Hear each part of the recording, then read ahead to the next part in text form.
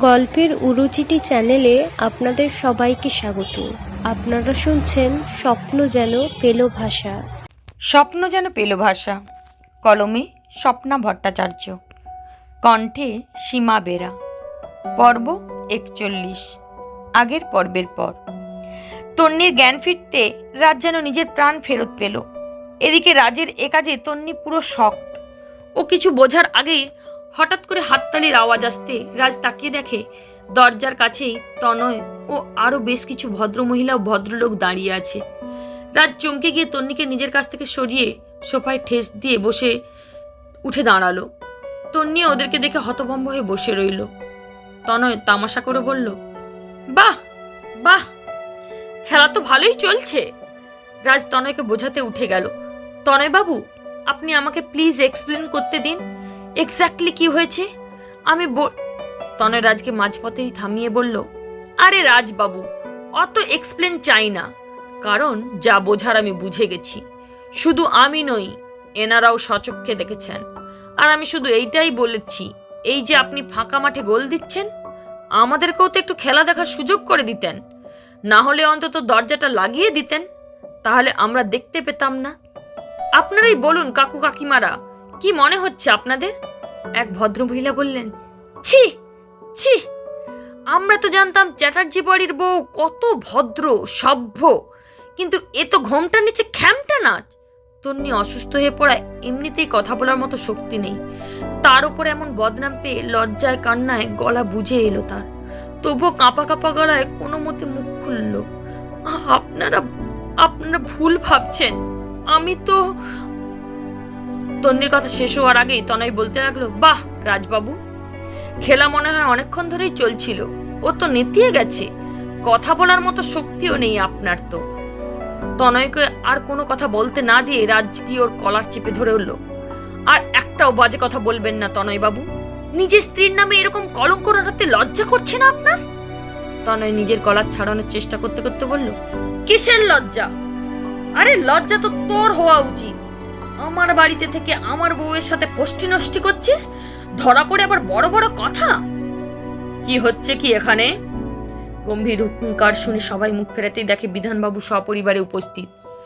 আসলে রাত যখন তন্নিকে সারা বাড়ি খুঁজেও পাচ্ছিল না, তখন কলি ফোন করলে কলিকে সব কথা জানিয়ে দেয় রাজ। তাই কলির তন্নির শরীর খারাপ বলে বিয়ে বাড়ি থেকে বেরিয়ে আসতে গেলে ওর সাথে সবাই ফিরে আসে। তন্নিকে ওইরকম অবস্থা দেখে কলি ও মোহিনী দেবী ওর পাশে গিয়ে বসে। কলি অস্থির হয়ে বলল, দি ভাই, কি হয়েছে তোর? তোকে এমন দেখাচ্ছে কেন? আর কোথায় ছিলি তুই? ফোন ধরছিলি না কেন? তোমার দি ভাই তখন ওই রাজের রোমান্স করতে ব্যস্ত ছিল, ফোন তুলবে কি করে? খোকা, এসব কি কথাবার্তা? বিধানবাবু গর্জে উঠলেন।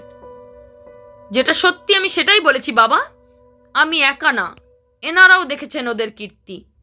তন্নি মোহিনী দেবীর দিকে তাকিয়ে বলল, মা বিশ্বাস করুন, ওনারা ভুল বুঝছেন, এমন কিছুই হয়নি। হ্যাঁ আন্টি, এমন কিছুই হয়নি, কিন্তু ওনারা পুরো ব্যাপারটা শুনতেই চাচ্ছেন না। কি হয়েছে আপনি বলুন রাজবাবু।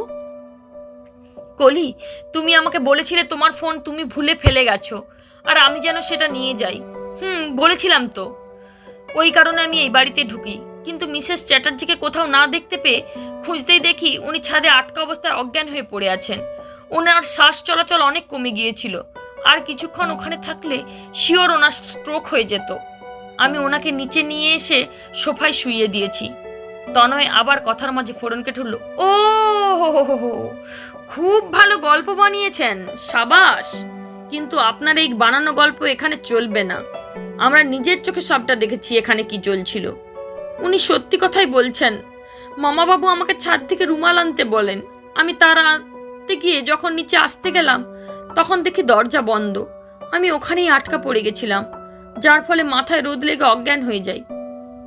মামাবাবু যেন আকাশ থেকে পড়লেন, এমন ভাব করে বললেন, আমি কখন কখন তোমাকে রুমাল আনতে বললাম বৌমা?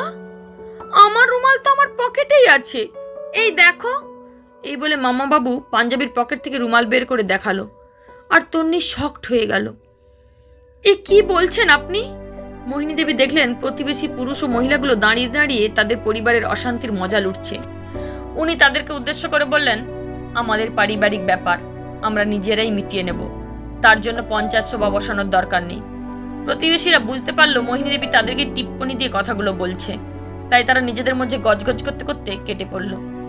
তনয় এবার বিধানবাবুকে বললেন, দেখেছো তো বাবা, দেখো তোমার বৌমা এভাবে আমাদের চোখের আড়ালে ওই ছেলেটার সাথে রঙ্গলীলা করে, আজ ধরা পড়ে গেছে, বলে দুজন কি সুন্দর নানা রকম গল্প বানাচ্ছে।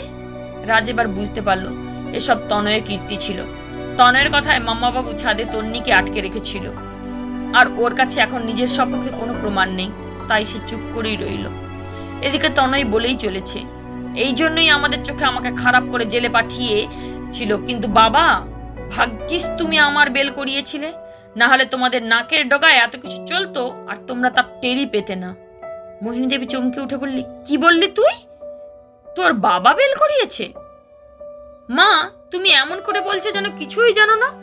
তোমরা দুজনেই তো আমার জেলে যাওয়ার পরের দিন উকিলের কাছে গেছিলে, হ্যাঁ কি না বলো? বিধানবাবু ও মোহিনী দেবীর উকিলের কাছে যাওয়ার কথা তনয় কি করে জানলো, এটা ভেবেই ওনারা অবাক হলেন। মোহিনী দেবী বললেন, হ্যাঁ আমরা গেছিলাম, কিন্তু আমরা তো। বিধানবাবু ওনাকে থামিয়ে দিয়ে বললেন, থেমে যাও মোহিনী, খোকা যখন জানতে পেরেই গেছে তাহলে আর চেপে লাভ কি? মোহিনী দেবী অবাক হয়ে বিধানবাবুর দিকে তাকাতে বিধানবাবু ওনাকে কিছু না বলতে ইশারা করলেন। বিধানবাবু আবার বললেন, হ্যাঁ আমি আর তোমার মা উকিলের কাছে গেছিলাম তোমার বেলের আবেদন জানাতে। কিন্তু মেসোমশাই, আপনি নিজে জামাইবাবুকে জেলে পাঠিয়ে নিজেই বেল করে নিয়ে এসেছেন। এত তাড়াতাড়ি যদি বেল করানোরই ছিল তাহলে জেলে পাঠালেনই বা কেন? বিধানবাবু বললেন, বৌমাকে সান্ত্বনা দিতে জেলে পাঠিয়েছিলাম, কিন্তু বেশি দিন জেলে থাকলে লোকের মনে সন্দেহ হবে আর আমার মান সম্মান ধুলে মিশে যাবে, তাই আমার বাড়িতে কাউকে না জ্বালিয়ে বেল করিয়ে নিয়ে এসেছি। এতক্ষণ তনয় ও প্রতিবেশীদের অপবাদ পেয়ে তন্নির যতটা না কষ্টই ছিল, বিধানবাবুর কথায় তার থেকে বহুগুণ কষ্ট হতে লাগলো। সে পাথরের মতো বসে রইল। তনয় তাচ্ছিল্যেশ্বর আবার বলতে শুরু করলো, যাকে সান্ত্বনা দেওয়ার জন্য তোমরা নিজের ছেলেকে জেলে অবধি পাঠিয়ে দিলে, সেই বৌমা তোমাদের ভালোবাসার কি প্রতিদান দিয়েছে দেখো, পরপুরুষের সাথে বাড়িতেই।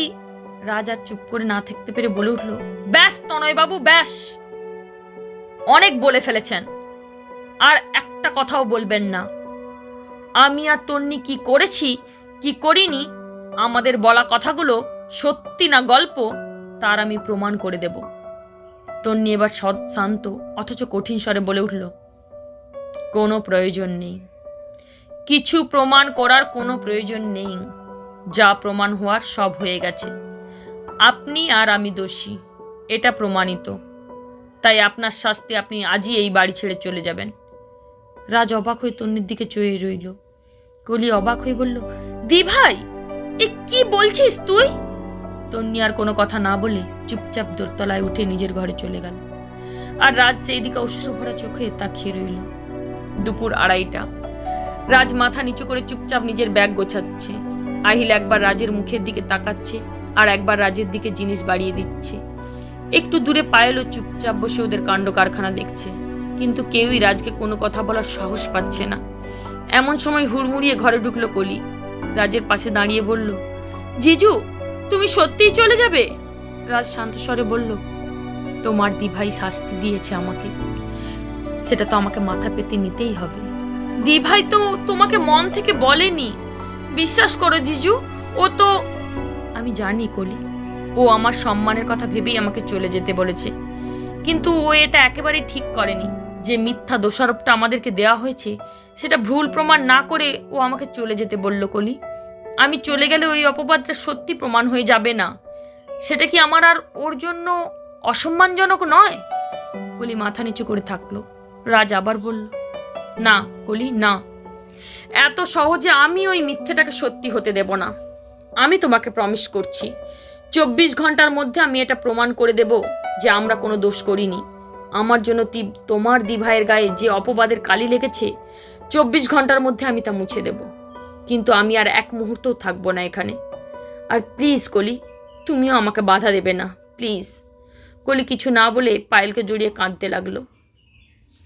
1 ঘন্টা পর রাজ, আহিল আর পায়েল চ্যাটার্জি বাড়িতে গেল সবাইকে প্রণাম করে বিদায় জানাতে। রাজ সবাইকে দেখতে পেলেও তন্নিকে দেখতে পেল না। রাজ হাত জোর করে সবাইকার কাছে ক্ষমা চাইছিল, কিন্তু ওর চোখ বারবার ওর মনের মানুষটাকে খুঁজে চলছিল শেষবার দেখার জন্য। ও কখনো ভাবতেই পারে না এভাবে ওকে তন্নির কাছ থেকে চিরকালের জন্য বিদায় নিতে হবে। বাড়ি থেকে বেরিয়ে তন্নির রুমের জানালার দিকে আবারও তাকালো রাজ, এক ঝলক দেখার আশায়, কিন্তু দেখতে না পেয়ে তার চোখটা ছলছল করে উঠল। ও মনে মনে তন্নিকে বিদায় জানালো। সবার দৃষ্টির অগোচরে জানালার পর্দার আড়ালে এক জোড়া চোখ তাদের যাওয়ার দিকে তাকিয়ে অশ্রুজল ফেলে চলেছে। আপনার চলে যাওয়াই ভালো রাজবাবু। এই অভাগিনীর জীবনের সাথে জড়িয়ে আপনাকেও কলঙ্কিত হতে হলো। নিজেকে নির্দোষ প্রমাণ করতে আপনাকে আরও বেশি অসম্মানিত হতে হবে রাজবাবু। আমাকে বিপদ থেকে রক্ষা করতে গিয়ে আপনার মান সম্মান কেরিয়ার সব মাটিতে মিশে যাবে। আমি তো তা চাই না রাজবাবু। তাই তো এই নরক থেকে আপনাকে তাড়িয়ে দিলাম। আমাকে ক্ষমা করে দেবেন। আমি আপনার বন্ধুত্বের মান রাখতে পারলাম না, ক্ষমা করে দেবেন। অপরদিকে বর্মন বাড়িতে একজন সুখবর শুনে অট্ট হাসিতে ফেটে পড়ল। কি বলছো তনয়? সত্যি সত্যি ওরা তোমার বাড়ি ছেড়ে বেরিয়ে গেছে? হ্যাঁ এমএলএ বাবু, আর বলছি কি, এমন চাল চেলেছি ওরা পালাতে বাধ্য। এবার আপনি এয়ারপোর্টটা নজর রাখুন, তাহলেই পেয়ে যাবেন। মনতোষ বর্মন বললেন, আর যদি এখন মুম্বাই না যায় তবে? আরে মুম্বাই না গেলে হয়তো আশেপাশের কোনো হোটেল উঠবে। আপনি সব হোটেলগুলোতে আপনার বৌমার এক কপি করে ফটো দিয়ে দিন, যেখানেই উঠবে ওরা যেন জানায়। বাহ, তোমার বুদ্ধির তারিফ করতে হবে তনয়।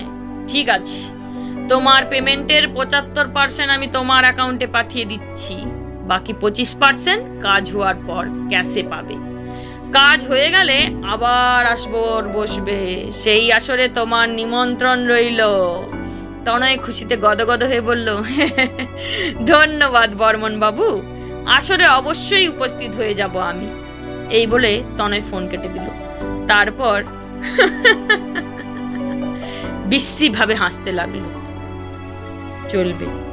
পর্ব যদি ভালো লেগে থাকে চ্যানেলটিকে অবশ্যই সাবস্ক্রাইব করবেন। নমস্কার।